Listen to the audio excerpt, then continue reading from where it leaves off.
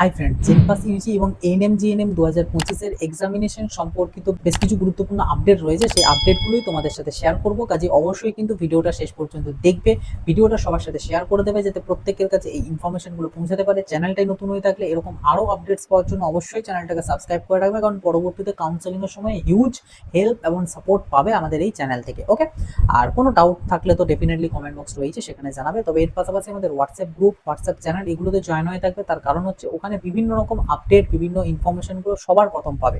তার পাশাপাশি তোমরা তোমাদের ইস্যু, তোমরা তোমাদের ডাউটস, তোমরা বিভিন্ন রকম কলেজের বিষয় থেকে শুরু করে সমস্ত কিছু বিষয়ে তোমরা নিজেদের মধ্যে একটা ডিসকাশনও করতে পারবে। অবশ্যই জয়েন হয়ে যাবে, লিঙ্ক ভিডিও ডিসক্রিপশন বক্সে দিয়ে রেখেছি।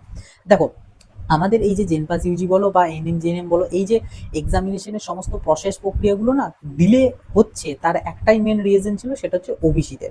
কারণ ওবিসিদের নিয়ে খুব বড় একটা সমস্যা চলছে। গত বছরও সমস্যাটা ছিল, অনেক ওবিসি ক্যান্ডিডেটদেরকে জেনারেলে কনভার্ট হয়ে যেতে হয়েছে মাঝপথে, মানে কাউন্সেলিংয়ের টাইমে। তো এইরকম ইস্যুটা যাতে এই বছর না হয়, সেই জন্য আমাদের সমস্ত প্রসেসটা ডিলে হচ্ছে। এমনকি আমাদের ডাব্লিউবিজি রেজাল্ট পর্যন্ত একটু ডিলে করে দেওয়া হয়েছে কারণ এই ওবিসিদের জন্য।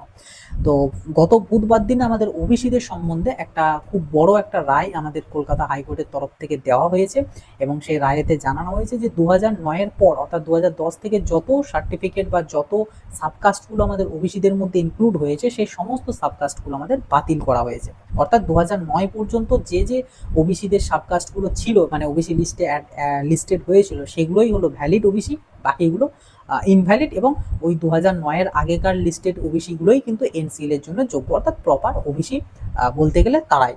এই নিয়ে আরও ডিটেলসে কিন্তু আমি একটা ডেডিকেটেড ভিডিও আমি দিয়ে দিয়েছি ওবিসিদের ওইটার জন্য। তো যারা ওবিসি ক্যান্ডিডেট রয়েছে তারা অবশ্যই ওই ভিডিওটা কিন্তু একটু চেক আউট করে নিও এবং দেখে নিও যে তুমি যে ক্যাটাগরি থেকে বিলং করছো, মানে সাবকাস্ট থেকে, সেটা কি ভ্যালিড রয়েছে নাকি ইনভ্যালিড রয়েছে। সেটা ওই ভিডিওটা দেখলে আর কি তোমরা পুরো ডিটেলসটা বুঝে যাবে। বাট তার সত্ত্বেও আমি দেখো স্ক্রিনেতে আমি স্ক্রিনশট দিয়ে দিচ্ছি যে কোন কোন সাবকাস্টগুলো ভ্যালিড। যদি এইখানে স্ক্রিনেতে যেগুলো দেখতে পাচ্ছ, এই সাবকাস্টগুলোর মধ্যে যদি তুমি পড়ছো, তাহলে জানবে তোমারটা ভ্যালিড, তোমার কোনো ইস্যু নেই। বাট যদি না থাকে তাহলে কিন্তু জানবে ইনভ্যালিড তোমারটা। ওকে, আরও ডিটেলসের জন্য ভিডিওটা কিন্তু দেখে নেবে। তো দেখো, এবার যদি বলি আমাদের জেনপাস এবং এনএমজিএনএম এর ফর্ম ফিল আপ বা এক্সামিনেশনের বিষয়। দেখো, জেনপাসের এবং এনএমজিএনএম বলো, সমস্ত এক্সামের একটা আপডেট মোটামুটি জুন মাসের মিডিল দিক, মানে 15 থেকে 20 তারিখের মধ্যে কিন্তু একটা আসার হাই পসিবিলিটি রয়েছে। মানে ইনফরমেশন আসা যে কবে থেকে কি ফর্ম ফিল আপ শুরু হতে পারে, তারপর আমাদের এক্সামিনেশনগুলো কবে রিস্কিডিউল করে করা হলো। কারণ এক্সামিনেশনের তো ডেট তো জেনপাসের যেমন ছিল আগামী 25শে মে, তো এই যে ডেটগুলোকে রিস্কিডিউল করে কত তারিখে করা হলো, এই সমস্ত যে ইনফরমেশনগুলো, এই ইনফরমেশনগুলো আশা করছি জুন মাসের মিডিল বা জুন মাসের মোটামুটি থার্ড উইকের মধ্যেই কিন্তু পেয়ে যাবে, মানে 15-20 তারিখের মধ্যেই কিন্তু আশা করছি পেয়ে যাবে। আর তোমাদের যে ফর্ম ফিল আপ প্রক্রিয়া, সেটা হয়তো বা জুলাইয়ের প্রথম দিক থেকে শুরু হতে পারে, কিংবা জুনের শেষ দিক থেকেও শুরু হলেও হতে পারে। কারণ অ্যাফিলিয়েশন নিয়েও একটা ব্যাপার স্যাপার রয়েছে। কারণ তোমরা প্রত্যেকেই হয়তো আর জানো, যদি না জানো আমি বলে দিচ্ছি, সেটা হচ্ছে নার্সিংয়ের ক্ষেত্রে আমাদের আইএনসি এবং ডাব্লিউবিএনসি, যেটা আমাদের নার্সিং কাউন্সিল, তো তাদের অ্যাফিলিয়েশন থাকাটা খুব জরুরি। কারণ যে কলেজগুলোতে অ্যাফিলিয়েশন নেই, সেই কলেজে যদি কেউ ভর্তি হও, সেক্ষেত্রে তাদের পরবর্তীতে নার্সিংয়ের কোনো সার্টিফিকেট বা কোনো কিছু ভ্যালিড ডকুমেন্টস তুমি পাবে না, যেটার দ্বারা তুমি নিজেকে নার্স বলে পরিচয় যে দেবে। তো যে কারণে এই অ্যাফিলিয়েশনগুলো খুব গুরুত্বপূর্ণ। এবার এই অ্যাফিলিয়েশন রিনিউয়ালের কিছু প্রসেস প্রক্রিয়া চলছে, ওগুলোর জন্য আমাদের এই ফর্ম ফিল আপটা একটুখানি ডিলে হচ্ছে।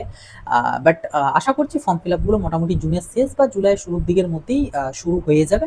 এবার এক্সামিনেশনের যদি কথা বলো, এক্সাম বলবো যে আমাদের যে জেনপাসের ইউজি, জেনপাস ইউজির এক্সামিনেশনটা মোটামুটি একটা এক্সপেক্টেড ধরতে পারো জুলাই মাসের শেষ দিক করে, মানে অ্যাপ্রক্স ওই তোমাদের ধরো জুলাইয়ের একদম লাস্ট যে সানডে সেটা, কিংবা আগস্টের শুরুর দিকে, এরকম সময় করে তোমাদের এক্সামটা কিন্তু কন্ডাক্ট হতে পারে।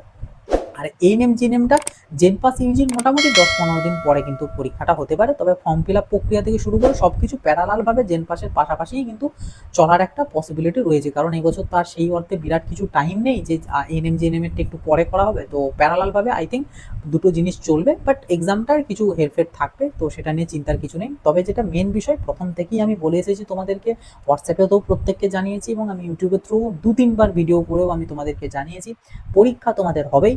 পরীক্ষা ছাড়া কোনো মতেই নার্সিং, প্যারামেডিক্যাল, এদিকের এএনএম, জিএনএম এগুলোতে ভর্তি হওয়া পসিবল নয়, এবং ভর্তি হলেও সেগুলো অবৈধ।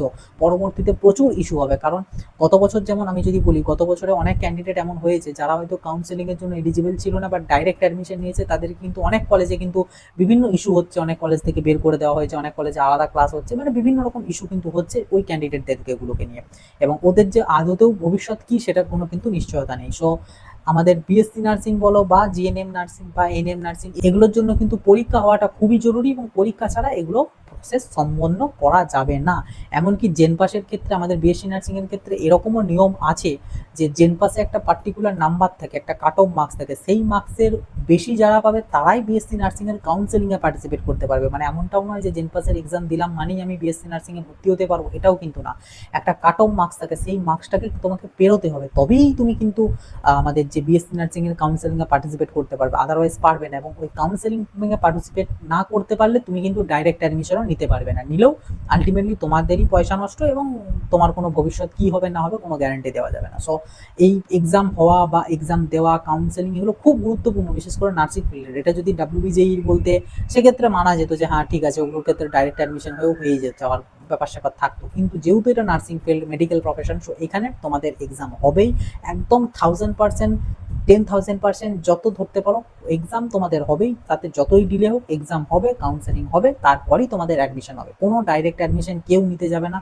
ডাইরেক্ট অ্যাডমিশন নিলে প্রবলেমটা কিন্তু তোমাদের হবে, কারণ বারবার বলছি এটা মেডিকেল প্রফেশন, এখানে খুব স্ট্রিক্টলি তোমাদের রুলস রেগুলেশনগুলো রয়েছে, নার্সিংয়ের ক্ষেত্রে বিশেষ করে, এবং অ্যাজ ওয়েল এস প্যারামেডিক্যালদের জন্য বলবো ডাইরেক্ট অ্যাডমিশন এখন একদম করতে যাবে না।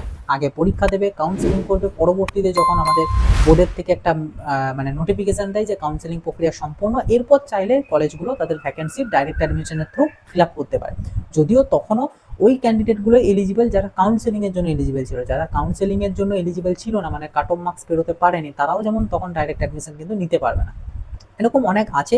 এখন আর বেশি এগুলো বলে তোমাদেরকে ডিস্ট্র্যাক্ট করবো না বা ডিমোটিভেটেড করবো না। তোমরা এখন তোমাদের প্রিপারেশনটা ভালো করে চালিয়ে যাও, এক্সাম তোমাদের হবেই, তাতে দেরিতে হলেও হবে। তবে মোটামুটি ধরে রেখো জুলাইয়ের শেষ বা আগস্টের শুরুর দিকের মধ্যেই তোমাদের এক্সাম কিন্তু হয়ে যাবে।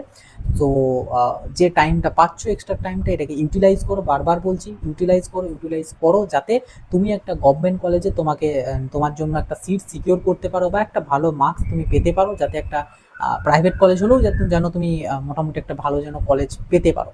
তো পড়াশোনাটা চালিয়ে যাও, নিজের প্রিপারেশনটা চালিয়ে যাও, এক্সট্রা টাইমগুলোকে এই সব এধার ওধার, এই থেকে হবে, সেই থেকে হবে, এইচএস মার্কস থেকে হবে, হ্যান হবে, ত্যান হবে, এক্সাম হবে না, এই সকল ডিস্ট্রাকশন থেকে একদম নিজেকে সরিয়ে রাখো, নিজের ফোকাসটাকে ঠিক রেখো, লক্ষ্যটাকে ঠিক রেখো, যে পরীক্ষায় যেন আমার ভালো একটা মার্কস আসে। তো এইটুকুই তোমাদেরকে বলবো, এইটুকুই সাজেস্ট করবো, যে একদম ডিস্ট্র্যাক্ট হয়েও না, ডিমোটিভেটেড হয়েও না, প্রিপারেশনটা চালিয়ে যাও, যাতে একটা ভালো মার্কস তোমরা গেইন করতে পারো। ওকে, সো এটুকুই ছিল তোমাদের সাথে শেয়ার করার, এবং এটুকুই তোমাদের জানানোর ছিল। আশা করছি খুব কাজে আসবে তোমাদের এই ভিডিওটা। যদি এসে থাকে অবশ্যই সবার সাথে শেয়ার করে দিও, যাতে প্রত্যেককে এই বিষয়গুলো সম্বন্ধে জানতে পারে। এর পাশাপাশি ভিডিওটা ভালো লাগলে একটা লাইক করে দেবে, চ্যানেলটাই নতুন হয়ে থাকলে অবশ্যই সাবস্ক্রাইব করে নোটিফিকেশনটা ক্লিক করে অলেতে সেট করে রাখবে। আর কোনো ডাউট কোয়ারিজ থাকলে, তোমার কোনো মতামত থাকলে সেটা কমেন্ট বক্সে লিখে জানাবে। তাছাড়া আমাদের হোয়াটসঅ্যাপ চ্যানেলগুলোতে অবশ্যই জয়েন হয়ে থাকবে, হোয়াটসঅ্যাপ গ্রুপগুলোতে জয়েন হয়ে থাকবে, সমস্ত কিছু লিঙ্ক ভিডিও ডেসক্রিপশন বক্সে দেওয়াই রয়েছে। আর আমার সাথে পার্সোনাল যোগাযোগের জন্য আমারও যাবতীয় কন্ট্যাক্ট ডিটেলসও ভিডিও ডেসক্রিপশন বক্সে দেওয়া আছে। তো চলো আসি, আবার দেখা হবে নতুন একটা ভিডিওতে। সকলে ভালো থাকবে, সুস্থ থাকবে, বাই।